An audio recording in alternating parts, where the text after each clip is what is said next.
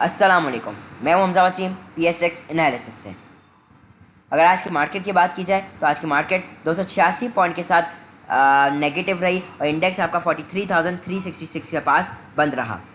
Volumes की बात की जाए तो KSE ऑल शेयर में सिर्फ 114 मिलियन के वॉल्यूम रखे, जो कि बहुत ज़्यादा कम है, और KSE 100 इंडेक्स में 43 मिलियन के वॉल्यूम रखे, जो कि इंतहाई कम है। और एक वक्त में हम देख रहे थे कि एक एक शेयर भी इतना वॉल्यूम्स लगाता था, और आज पूरी मार्केट ने मिलकर सिर्फ 43 मिलियन के सिर्फ 43 मिलियन का काम हुआ है, जो बहुत कम है। और इनकी वैल्यू की बात की जाएगा कि ऐसी ऑल शेयर की, तो सिर्फ 3.5 बिलियन के करीब ये बनता है। तो ये ओवरऑल बहुत ही डल एक्टिविटीज़ रही मार्केट में, बहुत लो वॉल्यूम्स ओवरऑल रहे। कि अगर टॉप एक्टिव स्टॉक्स, तो फ्लाइंग का राइट शेयर सिर्फ और सिर्फ 16 पैसे पे आ खड़ा है 38% के साथ नेगेटिव।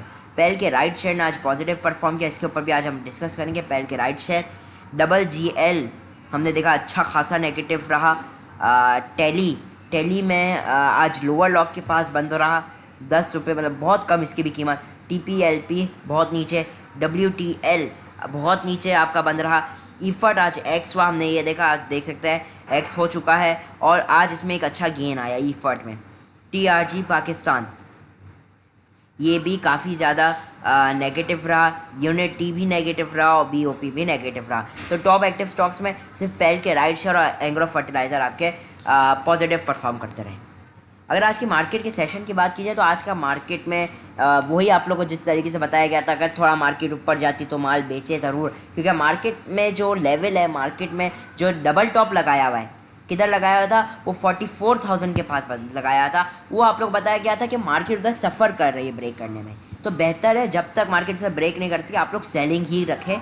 और वही देखा हमने कि मार्केट में वही सेलिंग कंटिन्यू की। आपको ये बताया कि 44,000 का लेवल, ये देखें, ये लेवल था वो, जिसमें आप लोग को बताया गया था कि अगर से मार्केट ये इस लेवल को ब्रेक नहीं करे, जब तक ये ब्रेक नहीं करिए आप लोग सेलिंग ही करते रहे, कोई मसला नहीं। आप बेच देंगे माल, अगर ब्रेक कर देंगे फिर वापसी री एंट्री ले लीजिएगा, लेकिन एहतियात, एक बात याद रखिए, एहतियात अफसोस से बेहतर है।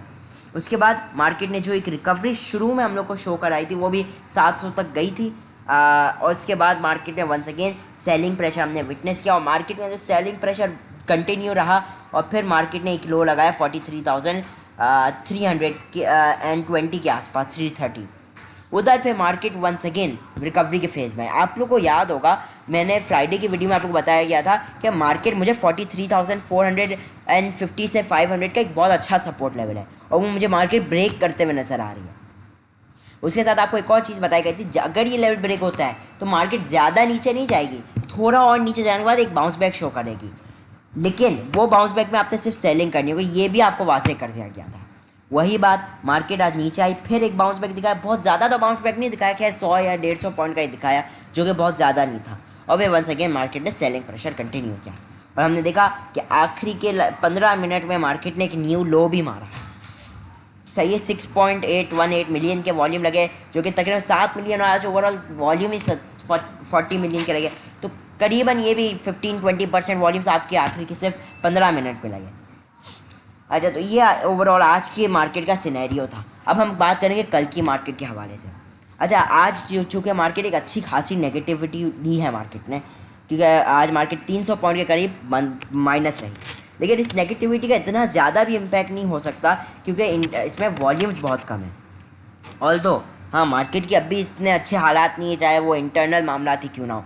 अगर एक्स्ट्रा, मतलब कि ओवरऑल अगर हम ऑयल प्राइसेस और की बात की जाए तो ऑयल प्राइसेस में आज हमने डिक्लाइन देखा। उसके अलावा जो इंडिया की स्टॉक मार्केट है, उसमें हमने एक अच्छा गेन देखा। हमने देखा जो इंडिया की बॉम्बे स्टॉक एक्सचेंज है, वो आपकी 900 पॉइंट या तकरीबन 1000 पॉइंट के करीब समझ लीजिए पॉजिटिव रही, और कॉमोडिटीज़ में क्रूड ऑयल आपका 103.82 पैसे पर ट्रेड कर रहा है, जो कि बहुत नीचे है। अगर हम इधर कोयल की प्राइसेस देखें तो कोल की प्राइसेस भी काफ़ी नीचे आई हुई है, मतलब कि अभी अच्छा खासा नीचे आ चुकी है, मतलब कि अभी $360 पे ट्रेड करी, हमने देखा अभी 450 से तो ऊपर गई थी, जहाँ तक मुझे याद पड़ता है। तो ये एक अच्छा है, बहरहाल अच्छी बात है। क्रूड ऑयल में ये थोड़ा, कोल में भी एक उसकी डिमांड में भी कमी आ रही है, तो ये एक अच्छी चीज़ है, और हमारे सीमेंट सेक्टर्स और स्टील सेक्टर्स के लिए ये एक पॉजिटिव चीज़ है। तो चलिए अब हम चलते हैं कल के हवाले से, और अब ये भी देखेंगे इंशाल्लाह हम कल की मार्केट कैसी परफॉर्म करेगी। तो ये है ग्राफ, और ये जो आप रेक्टेंगल बॉक्स दिख रहे हैं वही बॉक्स है जो कल आप लोग के साथ ड्रॉ किया गया था और बताया गया था ये मार्केट में अच्छी सपोर्ट है। मार्केट ने आज सपोर्ट भी ली इससे, लेकिन ज़्यादा नहीं ले पाई, मार्केट में नेगेटिविटी थोड़ी ज़्यादा फैली हुई थी। अच्छा, अभी मार्केट में ये कि मार्केट में एक ट्रेंड लाइन की भी सपोर्ट आई हुई है। दो चीज़ है, वो दोनों हम चीज़ें आज डिस्कस करेंगे। देखिए, मार्केट अभी हाईली ओवरसोल्ड पोजीशन के है। आप देख सकते हैं मार्केट में ग्राफ्स आपके वंस अगेन ओवरसोल्ड पोजीशन के अंदर दाखिल हो चुके हैं।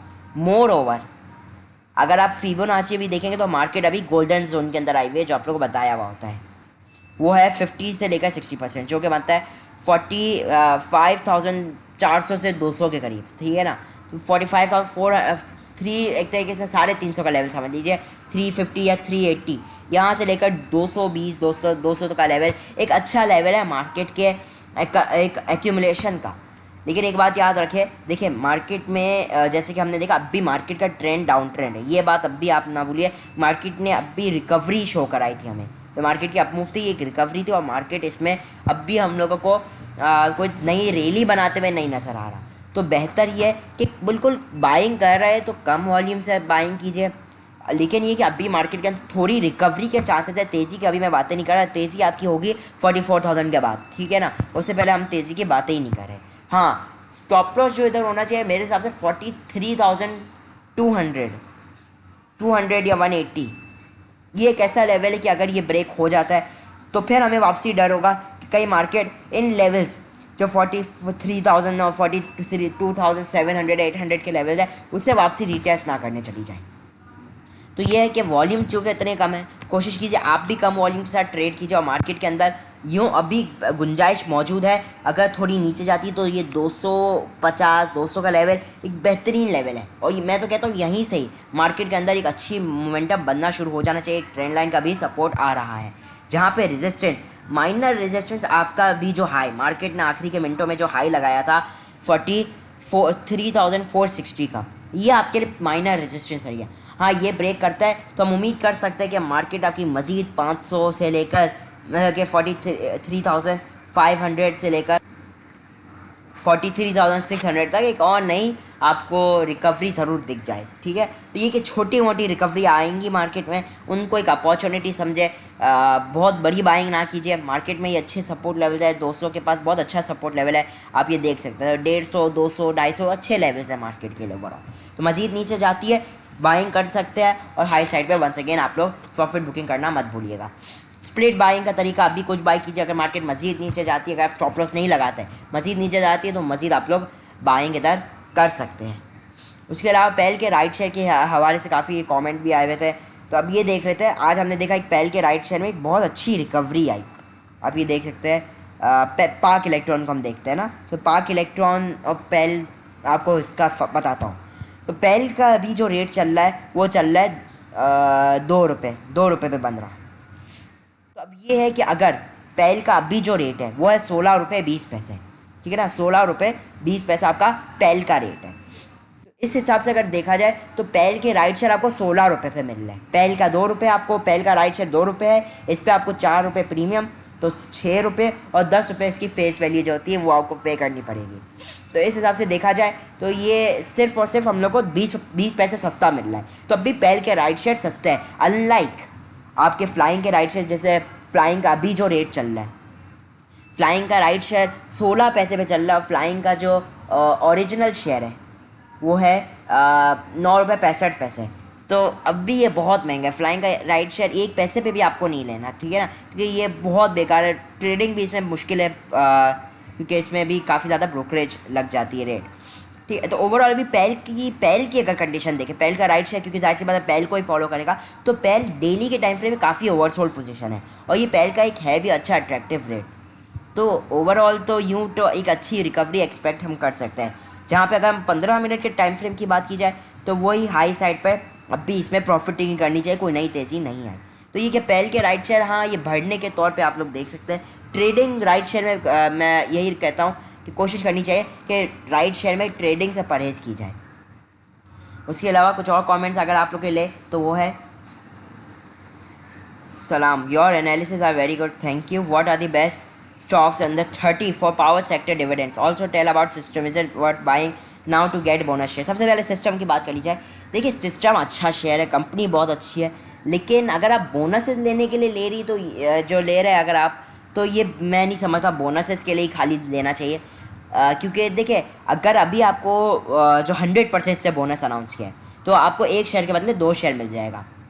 अब इसमें यह है कि देखिए अगर सिस्टम का आज रेट जैसा आप देखें तो 730 रुपीज़ का हाई लगाया और क्लोजिंग 711 पे थी, और यही चीज़ आपको मैंने वीडियो में बताई थी कि जो सिस्टम है ये 730 740 का सेलिंग रेट है, वही देखा उधर से सेलिंग आई। अगर आप इसे बोनस इसके लिए लेना चाह रहे हैं अगर आप, तो मुझे नहीं लगता बोनस के लिए सिर्फ बोनस इसके लिए ही ले, क्योंकि जिस दिन एक्स होगा तो ये उस दिन शेयर इसका वैसे ही आधा हो जाएगा, उसके अलावा 5 रुपये जो डिविडेंड दिया होगा वो भी कट जाएगा, उसके ऊपर टैक्स अलग। तो मैं नहीं कहता सिर्फ बोनस शेयर्स के लिए लेना चाहिए। हाँ कंपनी में इन्वेस्टमेंट कर सकते हैं, लेकिन इसका भी मैं आपको एक तरीका समझाता हूँ। मान लीजिए आपको 1000 शेयर बाई करने हैं या 500 या 100 शेयर, चलो 100 शेयर आपको बाई करने हैं सिस्टम्स के, तो अभी आप क्या कीजिए कि 50 शेयर अभी बाई कीजिए और बाकी जब ये एक्स हो जाए उसके बाद कीजिए, उसके बाद भी वेट कीजिए, क्योंकि उमूमन तौर पे हमने ये देखा है कि जब कंपनी एक्स होती है तो थोड़ी दिन तक उसमें एक प्रेशर रहता है, फिर नीचे से वो उठ जाती है। ठीक है, तो इसमें बेहतर है कि अभी हो सकता है कि ये एक्स होते ही डायरेक्ट उठ जाए, क्योंकि इसका रेट नीचे आ जाएगा तो अट्रैक्टिव रेट हो जाएगा। तो इसमें आप ये कीजिए, अगर 100 शेयर आप बाई कर रहे हैं, 50 शेयर अभी बाई कीजिए, एक्स होने के बाद 100 शेयर बाई कर दीजिए, रेट सेम ही होगा। उसके अलावा what are best stocks under 30 for power sector dividends. देखिए डिविडेंड्स के लिए तो देखिए जो स्टॉक्स हैं उसमें एक और भी बंदे ने सवाल किया, तो मैं उसी में मर्ज कर देता हूँ। बहरहाल एक बंदे ने बोला कोहिनूर एनर्जी, क्या हम उसे डिविडेंड के तौर पे वो इसमें इन्वेस्ट करें? तो देखिए कोहिनूर एनर्जी अगर आप डिविडेंड के तौर पे इन्वेस्ट करें तो आपको देखना पड़ेगा कि क्या ये हमेशा से ये इस तरीके से डिविडेंड देता आया है, क्योंकि हमने देखा इस साल और पिछले साल जो पावर सेक्टर से उन्होंने स्पेशल डिविडेंड अनाउंस किए, ठीक है ना, तो वो स्पेशल डिविडेंड हमेशा नहीं देते, वो हमेशा कांस्टेंट नहीं रहते। तो ये चीज़ हम लोग को देखनी पड़ेगी और अभी हम चेक कर लेते हैं। जैसे हमने देखा 2022 में, अभी इसने फरवरी 21 में 2 रुपये 75 पैसे इसने डिविडेंड अनाउंस किया, जो कि सही था, नॉर्मल था। फिर से 2021 में 6 दिसंबर को तकरीबन 7.25 रुपये डिविडेंड अनाउंस किया, जो कि एक बहुत अच्छा डिविडेंड था। और उसी साल उसने 52% भी, मतलब कि 5 रुपये कुछ अनाउंस किया, तो ये बहुत अच्छा डिविडेंड हो जाता है। और उसमें उसने 4 रुपये भी दिया और फिर 6 रुपये, तो मतलब कि इसने पिछले साल बहुत ज़्यादा डिविडेंड अनाउंस कर दिया। अब उससे पिछले साल अगर हम 2019 का डेटा देखें तो 2019 में उसने सिर्फ और सिर्फ अगर आप देखें तो 5 रुपये डिविडेंड दिया, और 2018 में इधर जो डेटा आ रहा है उसमें तो सिर्फ इसने 2 रुपये डिविडेंड दिया। तो ये हमेशा से इतना डिविडेंड नहीं देता है, तो आप ये एक्सपेक्ट नहीं कर सकते कि हाँ भाई अगली बार भी मुझे इतना ही डिविडेंड देगा। ठीक है, तो इन चीज़ों को खास ख्याल रखें। जहाँ पे इसका रेट भी देखें तो वो भी काफ़ी हद तक एक रेंज में रहा है, तो ये बेस्ट नहीं कहूँगा, सही है, कुछ आप लोग बाइंग कर लीजिए इसमें कोहिनूर एनर्जी। पर्सनली मुझे बहुत ज़्यादा भी ये नहीं पसंद। इससे अच्छा तो कैपको है, कैपको सस्ता भी है, उसकी बुक वैल्यू भी अच्छी है, और एक वक्त में हमने देखा है वो 90 और 100 के रेट पे भी ट्रेड हुआ करता था। कोहिनूर एनर्जी की बुक वैल्यू भी सिर्फ और सिर्फ 33 रुपीज़ है, जो कि बहुत ज़्यादा नहीं है। हाँ, अब इधर हम आ जाते हैं। तो ये कोहिनूर एनर्जी का होपफुली आप लोगों को तो समझ में आ गया होगा। अब जिससे एक भाई ने पूछा इधर सवाल कि कौन से स्टॉक्स में हम लोग को फिर इन्वेस्टमेंट करनी चाहिए, तो कैपको एक बहुत अच्छा है। मेरे हिसाब से इसका ये रेट बहुत अच्छा है, इसे मज़ीद नीचे मिल जाए तो बहुत अच्छा हो जाएगा। कैपको 27 रुपये 20 पैसे 13 पैसे अभी चल रहा है। इसकी जो बुक वैल्यू है 76 रुपीज़ है, और अगर 5 ईयर का डेटा भी देखें इसका तो ये एक काफ़ी हाई पे रह चुका है, 80-100 पे भी रह चुका है, तो कंपनी की अच्छी वैल्यू है। और अगर हम इसकी अर्निंग्स की बात की जाए तो 2018 में इसने सेल्स अपनी 91 मिलियन की, 2019 में 84 मिलियन, 2020 में 71 मिलियन, तो ओवरऑल ये डिक्रीज़ करता है। लेकिन 2021 में हमने देखा सिर्फ और सिर्फ 50 मिलियन उसने सेल्स की, तो एक बहुत बड़ा डिक्रीज़ था। अभी अगर आप 2022 का देखें तो ये आप देख रहे ईयर ऑन ईयर अपनी सेल्स डिक्रीज़ कर रहा था, लेकिन क्वार्टरली बेसिस पे अगर हम इसका 2022 का डेटा देखें तो 34 मिलियन की सेल इसने पहले क्वार्टर में की और दूसरे क्वार्टर में 19 मिलियन की सेल, तो ये आप कब समझ लीजिए 53 मिलियन 53 मिलियन की सेल्स इसने हाफ ईयर में कर ली है। ठीक है ना, और यही 50 मिलियन जो इसने अपनी सेल्स की है वो 2021 के पूरे साल से ज़्यादा थी, तो इस हिसाब से तो इसकी सेल्स 100 मिलियन भी टच कर जानी चाहिए। ठीक है ना, तो मैं इस हिसाब से आपसे बात कर रहा हूँ। तो ये जो है तो 2018 में अगर इसका रेट आप मान लीजिए 80-100 था, तो अब इसकी वापसी सेल्स उधर आ रही है, इस हिसाब से उसका रेट वापसी 100-200 रुपये बनता है, ठीक है ना। तो इस हिसाब से आप सोचें, लेकिन ये जाहिर सी बात है जब मार्केट बेहतर होगी जब ये चलेगा। लेकिन अर्निंग पर शेयर की बात की जाए तो 2020 में इसकी सबसे ज़्यादा अर्निंग्स आई थी। उसकी सबसे बड़ी वजह कि टैक्सेशन में उनका काफ़ी अच्छा बचत हो गई थी, और स्टिल लेकिन आपने देखा कि 2020 की क्रैश की वजह से उसमें कोई अच्छी ग्रोथ नहीं आ सकी। और डिविडेंड की बात की जाए तो डिविडेंड भी ये वैसे देता ही आया कॉन्स्टेंटली, ये 5, 8, 10 रुपये तो देता ही आया हर साल, सिवाय 2020 में भी इसने बहुत ज़्यादा नहीं दिया था, क्योंकि हम सब जानते हैं कि 2020 में कोविड-19 आ गया था, वरना ये 5 से 10 रुपये तो एटलीस्ट डिविडेंड देता आया है। तो ये एक कांस्टेंट डिविडेंड पेइंग स्टॉक है, तो ये एक अच्छा हुआ। उसके अलावा सेफ पावर को भी अगर हम देख लीजिए, SPWL, तो ये रेट अच्छा है नो डाउट सेफ पावर का। सेफ पावर की अगर इधर बुक वैल्यू की बात की जाए SPWL, तो इसकी भी बुक वैल्यू 41 रुपीज़ 42 रुपीज़, तो ये अच्छी एक चीज़ भी। लेकिन अब इन्वेस्टमेंट के तौर पे अगर हम देखें तो 2017 में इसकी सेल्स 12 मिलियन, 2018 में 16 मिलियन, 2019 में गिरी, फिर 2020 में भी मज़ीद गिरी। क्वार्टरली बेसिस पे अगर हम इसकी सेल्स देखें तो अच्छी सेल्स हो गई अभी से, मतलब कि जो बेसिकली Q3 ऑफ 2021 है तो उसमें इसने अच्छी सेल्स की है 6 मिलियन की, और 2021 की अभी तक की सेल्स इसकी अच्छी 11 मिलियन तक तो फ़िलहाल पहुंच गई है। तो ठीक है, वापसी कंपनी वो अच्छी आ रही है, वापसी इसकी अर्निंग्स बढ़ रही है। डिविडेंड की बात की जाए तो ये हर साल पे आउट करता रहा है, बहुत ज़्यादा नहीं किया लेकिन करता रहा है। 2021-22 हमने देखा इसने बहुत ज़्यादा डिविडेंड अनाउंस किया, वो स्पेशल रीजंस थे। लेकिन 2020 की अगर इसकी डिविडेंड की बात की जाए तो इसने 3 रुपये 25 पैसे किया, जो कि अच्छा है, 10-15% बनता है, अच्छा है। और 2019 में अगर बात की जाए तो इसने 2 रुपये 30 पैसे किया, क्या बहुत अच्छा है, सही है। 2018 में भी इसने एक अच्छा खासा, तकरीबन आप कह लीजिए 3 रुपये 50 पैसे, तो ये एक अच्छा डिविडेंड है, नॉर्मल डिविडेंड, बहुत ज़्यादा नहीं है बहुत कम भी नहीं है, तो ठीक है, ये सेक्टर को भी आप देख सकते हैं। तो सेफ पावर और कैप को अच्छा है। अब नेक्स्ट कमेंट्स, ये तो 2 वीडियो, इसमें बहुत लंबी हो जाती है वीडियो। बहरहाल, what to do effort and EPCL if Imran Khan government goes, तो देखिए वो तो पूरी मार्केट पर अफेक्ट आएगा, क्योंकि जो सब्सिडीज़ मिली हुई हमारी टेक्नोलॉजी सेक्टर को उसमें एक अफेक्ट आएगा। प्लीज़ टेल एवेंसियन फोरकास्ट हाई और लो। एवेंसियन बहुत लो रेट्स पे आ चुका है, और एवेंसियन इधर अच्छा भी है, मुझे बड़ा पसंद है। कंपनी अच्छी है, इन्वेस्टमेंट पर्पसेस के लिए अच्छी है, डेली के टाइम फ्रेम में ओवर सोल्ड है, तो आप कल के लिए इसे इंट्राडे के लिए भी देख सकते हैं, ठीक है ना। थोड़ी नीचे आता है या करंट रेट पे कुछ बाय कर लिया है, थोड़ा मजीद नीचे जाता है तो आप एक रिकवरी देख सकते हैं। 2-4 रुपये तो मेरे हिसाब से इसमें ईजीली आपके निकल जाने चाहिए। ओवर सोल्ड पोजीशन पे फिलहाल अभी एक लो ब्रेक किया है, तो आप एक रेजिस्टेंस 87 का रख लीजिए। इसकी जो भी क्लोजिंग आई है तो अभी आप देख लीजिए 86, 87, 86.50, 87 अच्छा रेट्स है। डिप्स पे से बिल्कुल देखा जा सकता है, बाइंग कीजिए शॉर्ट टर्म के लिए, लॉन्ग टर्म के लिए अच्छा स्टॉक है, बिल्कुल देख सकते हैं। ओवरऑल ये अभी डबल बॉटम लगाने आया हुआ है, बहरहाल 80-82 के पास। तो कोशिश कीजिए स्टॉप लॉस के साथ काम कीजिए, कुछ मजीद नीचे बाई कीजिए, कुछ अभी बाई कीजिए, तो यूँ ही काम करना आपके लिए बेहतर रहेगा। एवेंसियन अच्छा है शॉर्ट लॉन्ग के लिए भी, अभी शॉर्ट टर्म के लिए भी बहुत अच्छा है। Nice analysis, thank you. Please analyse FFBL, ठीक है अभी कर देता हूँ। फौजी फर्टिलाइज़र बिन कासिम लिमिटेड, अच्छा शेयर है, ये भी इन्वेस्टमेंट स्टॉक है, अभी काफ़ी ओवरसोल्ड पोजीशन है, ये भी डाइवर्जेंस बना रहा है, ठीक है ना। आप ये देख रहे हैं डाइवर्जेंस बना रहा है, इसके अंदर भी आप पॉजिटिविटी, अभी तो फिलहाल इसने आज एक अच्छी मूव दिखा दी हमें 2%, मतलब इतनी नेगेटिव मार्केट में भी। तो अभी इसकी जो रेजिस्टेंस लेवल है वो है 21 रुपये 95 पैसे पे इसकी अच्छी रेजिस्टेंस आ रही है।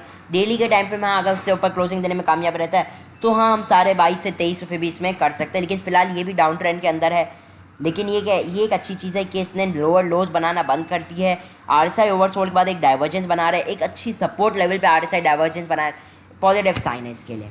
स्टॉप लॉस इसका 20 रुपये 40 पैसे के नीचे रहेगा, तो अच्छा है इधर FFBL भी। उसके अलावा MLT स्टॉक एनालिसिस कर दे फॉर स्विंग ट्रेडिंग। MLT तो मेरे हिसाब से शायद MTL की बात कर रहे हैं, MTL कि MLT तो कोई है ही नहीं, देख ले अगर हम लोग इधर MLT नहीं MTL की बात करेंगे, मोस्ट प्रॉब्ली मिलेट ट्रैक्टर, तो देख लेते हैं। देखिए मिलेट ट्रैक्टर में आज भी एक प्रॉफिट टेकिंग रही, तो मिलेट ट्रैक्टर को सही है, ये दे सकता है फिलहाल, तो ये बोनस है। मुझे तो ये स्विंग ट्रेडिंग के लिए कोई खास अच्छा नहीं लगता। हाँ, ये कि स्टॉप लॉस 725 रुपये के नीचे लगा कर आप कर सकते हैं, 800 850 के लेवल टेस्ट कर सकते हैं, ले ज़रूर सकते हैं, लेकिन मैं इसे कोई पर्सनली रिकमेंड नहीं करता। लेकिन हाँ, यहाँ पे पॉजिटिविटी दिख रही है थोड़ी थोड़ी। तो जो स्टॉप लॉस है वो 720 के नीचे आप रख सकते हैं। आवली टाइम फ्रेम में अगर बात की जाए छोटे छोटे टारगेट्स लेने की, तो इसकी जो बाइंग लेवल है वो बनेगा आपका, अगर हम इसकी रेंज चेक कर ले तो ये बन जाता है आपका, सही है 770 765 का, अच्छा है, बहुत बेस्ट नहीं है, सही है, लेकिन नॉर्मल है, मतलब बहुत बेस्ट नहीं रहेगा, लेकिन ठीक है, ले ज़रूर सकते हैं। शुक्रिया, इम्प्रेस, थैंक्स सारी। GHNL को एनालाइज करते हैं। मेरी होल्डिंग 77 की and target price in my mind was 90, about 2 months down trend में जा रहा है। देखिए GHNL बहुत अच्छा स्टॉक है, इसमें भी इन्वेस्टमेंट करने का सोचना चाहिए।